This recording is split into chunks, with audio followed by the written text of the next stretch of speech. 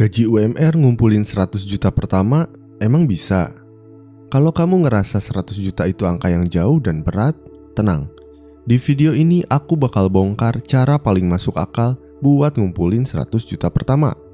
Pelan tapi realistis, tanpa ngorbanin hidup sepenuhnya. Bukan teori kosong, tapi strategi yang bisa kamu terapin dari sekarang. Sebelum mulai, jangan lupa like dan subscribe dulu ya. Yang pertama, tentuin target yang jelas, juga deadline-nya. Kesalahan paling sering itu satu, targetnya ngambang. Bukan cuma pengen kaya, tapi nggak jelas kapan dan berapa. Coba ubah jadi, aku mau punya 100 juta dalam 3 tahun. Kalau dihitung artinya sekitar 2,7 jutaan per bulan. Kedengeran berat?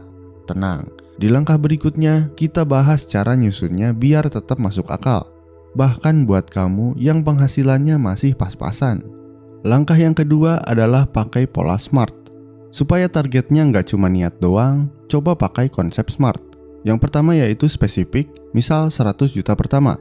Yang kedua yaitu measurable, ya misalnya dalam waktu 3 tahun. Kemudian achievable, ya sesuai dengan kemampuan keuangan kamu. Kemudian relevan, yaitu nyambung dengan tujuan hidup kamu. Kemudian time bound, punya deadline. Dengan cara ini, target kamu jadi nyata, bukan cuma wacana. Dan sekarang, kita masuk ke hal yang sering banget bikin rencana gagal total.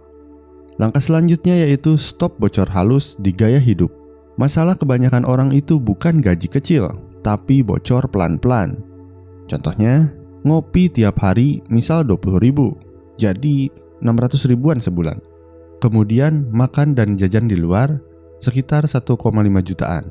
Dan langganan digital yang nggak kepake, misal 100-300 ribuan. Tanpa sadar, 2 jutaan lebih lenyap tiap bulan. Padahal kalau dialihin ke tabungan atau investasi, jarak ke 100 juta jadi jauh lebih dekat. Tapi ingat, hemat doang gak cukup.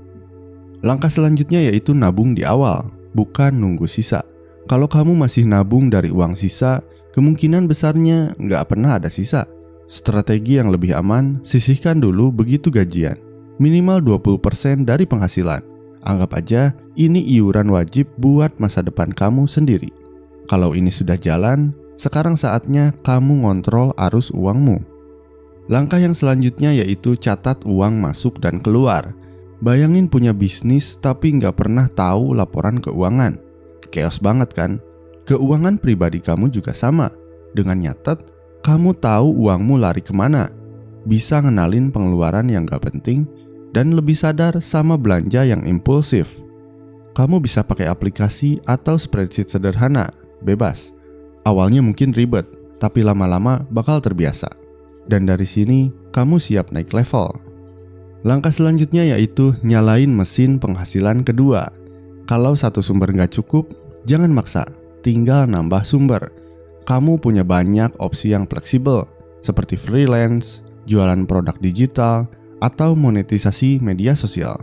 Kalau kamu dapat tambahan 1 juta per bulan, dalam 3 tahun berarti kamu sudah nambah 36 juta. Ini bisa jadi booster besar buat target kamu. Langkah selanjutnya yaitu bangun dana darurat. Sebelum ngejar cuan, kamu butuh tameng. Dana darurat idealnya 3-6 bulan pengeluaran. Biar kalau ada kejadian mendadak, kamu nggak panik dan nggak ngacak-ngacak investasi. Kalau ini sudah aman, barulah kita bisa gas ke percepatan. Langkah selanjutnya yaitu otomatisin nabung dan investasi. Masalah nabung seringnya bukan karena nggak mau, tapi karena lupa. Solusinya simple, yaitu auto debit. Begitu gajian, uang langsung pindah ke tabungan atau investasi. Dengan sistem otomatis, kamu nggak perlu ngandelin niat, karena niat itu sering kalah sama diskon. Langkah selanjutnya yaitu mulai investasi dari sekarang. Nabung itu aman, tapi uang juga harus tumbuh biar nggak kalah sama inflasi. Kamu bisa mulai dari reksadana, obligasi retail, emas digital, atau saham besar yang stabil. Dan ada satu aset modern yang sering jadi akselerator, yaitu kripto. Pilih sesuai profil resiko kamu. Langkah selanjutnya yaitu kamu bisa pakai kripto sebagai aset percepatan. Tentu kalau kamu udah paham caranya. Kripto bukan buat spekulasi asal-asalan, tapi kalau kamu pakai dengan benar, bisa jadi bagian dari strategi. Kenapa menarik? Karena kamu cuma butuh modal awal yang kecil, kemudian potensi imbal hasil yang besar, dan kripto itu liquid atau gampang dicairkan. Dan tips amannya, pakai uang dingin. Jangan taruh di satu aset doang. Dan yang paling penting, jangan FOMO. Cukup 500.000 per bulan, dalam 3 tahun bisa jadi puluhan juta kalau dikelola dengan bijak. Langkah selanjutnya yaitu hidup frugal. Frugal itu hemat cerdas, bukan hidup sengsara. Contohnya, bawa bekal, bukan jajan tiap hari. Kemudian beli karena butuh, bukan buat gaya doang. Dan hindari cicilan konsumtif. Dengan gaya hidup ini, sisa uang kamu makin besar buat masa depan. Langkah selanjutnya yaitu bangun kebiasaan finansial kecil tapi konsisten. 100 juta itu besar, tapi dibangun dari kebiasaan kecil. Mulai dari cek keuangan mingguan, kemudian auto transfer tiap gajian, dan baca konten finansial 10 menit sehari. Pelan tapi jalan. Dan langkah terakhir, terus evaluasi dan jangan kaku. Rencana keuangan itu bukan kitab suci. Evaluasi rutin itu penting. Buat nyesuaiin penghasilan baru, cek progres kamu, dan ngerapihin strategi. Karena yang penting bukan sempurna, tapi terus bergerak. 100 juta pertama itu bukan soal cepet-cepetan, tapi soal siapa yang paling konsisten untuk bertahan. Kalau kamu mulai hari ini, masa depan kamu pelan-pelan bakal berubah.